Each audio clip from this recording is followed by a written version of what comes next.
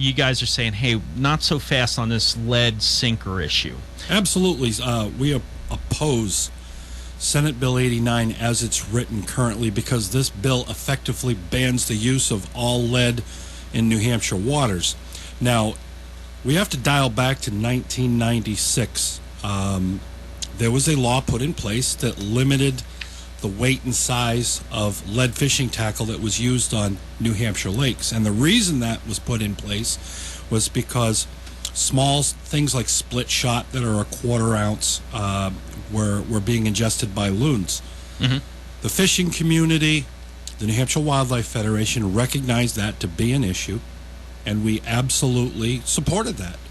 So we accepted a ban on split shot and that type of fishing tackle to be used in New Hampshire lakes.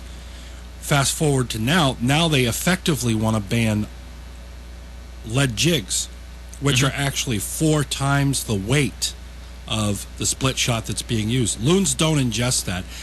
The science that the Loon Preservation Committee, Harry Vogel and some of the other folks, doesn't come from New Hampshire sources. It does not come from New Hampshire research. I've known Sheridan Brown a very long time. Sheridan's a stand-up guy. I understand the position he's in, but the science is not sound. It is not sound science. If it were sound science, I'm certain we'd be hearing a lot more from the New Hampshire Fish and Game Department on this. Okay?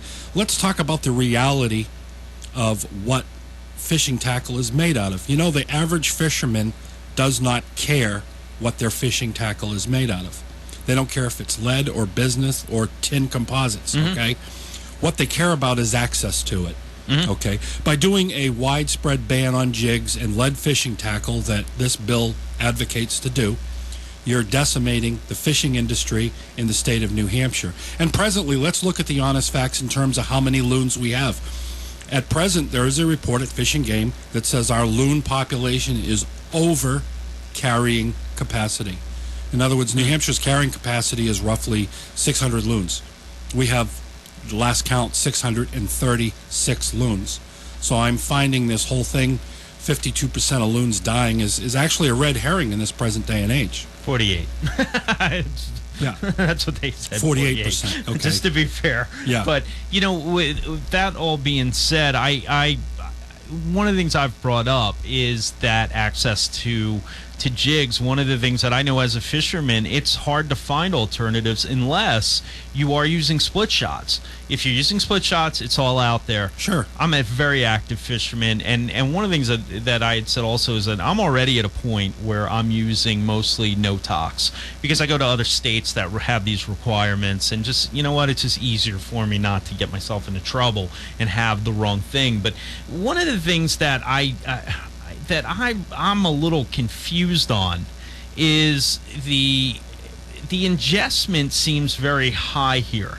How are these birds? My understanding is that loons are not they're not filter birds, like a spoon-billed duck who goes through the mud and silt and kicks stuff up and eats it. How are they ingesting these? Are they picking them up off the bottom, or are they just... I don't understand. Well, I'm not clear on the pathology. I haven't heard a clear explanation from either the Loon Preservation Commission or a committee or anybody else on how exactly, what the nature is that they're ingesting. They say they eat them.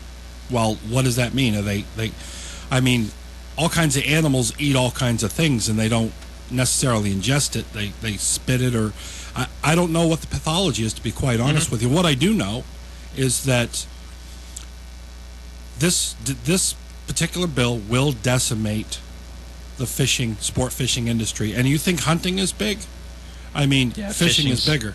Yeah, that's about where I was going to go next. But in the studio, I have Rick Olson. He's the New Hampshire Wildlife Federation. He's the president. And while we're talking about the jig heads, and you talk about the fishing, you just brought it up there a second, and this was my next question. What is the fishing industry, the recreational fishing industry, worth in the state of New Hampshire, rough estimate? It's in the millions. I mean, millions, maybe even billions. I really don't have those numbers. I know it's bigger than hunting. We have recreational fishermen coming from other states, Massachusetts, Vermont, Rhode Island. I mean, I ran into a fisherman that came in from Pennsylvania last year. So we have a lot of folks that come here just to fish. We have fishing tournaments here that are very widely celebrated, and this initiative will effectively put those out of business. In the alternative, we can go lead-free, but we need the cooperation of fishermen. We need cooperation of the Loon Preservation Committee, and we're all about that. I mean, we've already done that. We've already gone down that road. We did that with waterfowl hunting because you can't use any lead shot when you hunt waterfowl. What they're wanting to do is decimate it all overnight, and the crisis is simply not there. It simply doesn't exist. Our loons are in good shape. They're a very healthy bird.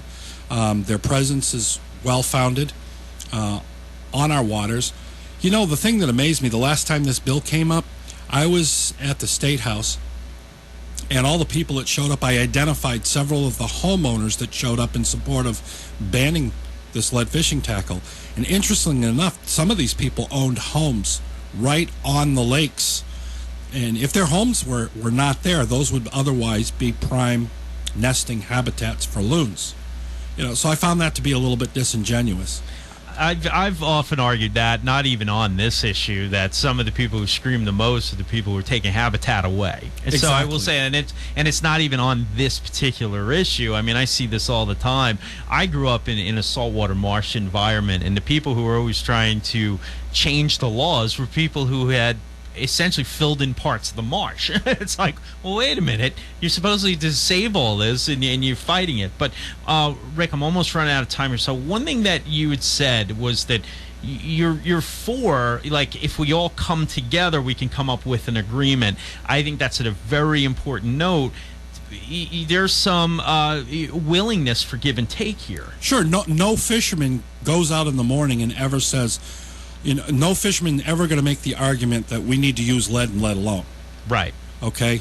Or we want to poison the loons. That argument has never, ever been made, and it's never suggested that it's been made. But the bottom line is you simply can't take one bill overnight and decimate the entire fishing industry in the state of New Hampshire just by simply outlawing these lead jigs. There is an industry standard where the transformation can take place, where we can gradually, over a period of several years, eliminate the lead and bring in the substitutes like bismuth and tin and things like that. Did with waterfowl. Like we did with waterfowling. And I think the fishing community would accept that. The Bass Federation would accept that. And the sportsmen in New Hampshire would accept that as well. Well, it sounds to me like there's, like I said, there's a willingness for give and take here. It doesn't sound like on the end of the sportsmen, which I'm a member of that community, proud member. It doesn't seem to be wait, no way, we're not going for this. Just a little compromise and Sure. work, a little give and take from each side, which I think is fair. I think that's a really good way to look at it, and I think that's the way we have to promote it. Rick, I got about a minute left. Do you want to talk real quick about the New Hampshire Wildlife Federation? The New Hampshire Wildlife Federation is New Hampshire's foremost advocate for hunting, fishing, and trapping. We get involved in specific projects, conservation projects. We're involved with the dam removal to support New Hampshire's anadromous fish. We get involved in presentations. Education is one of the cornerstones of our mission.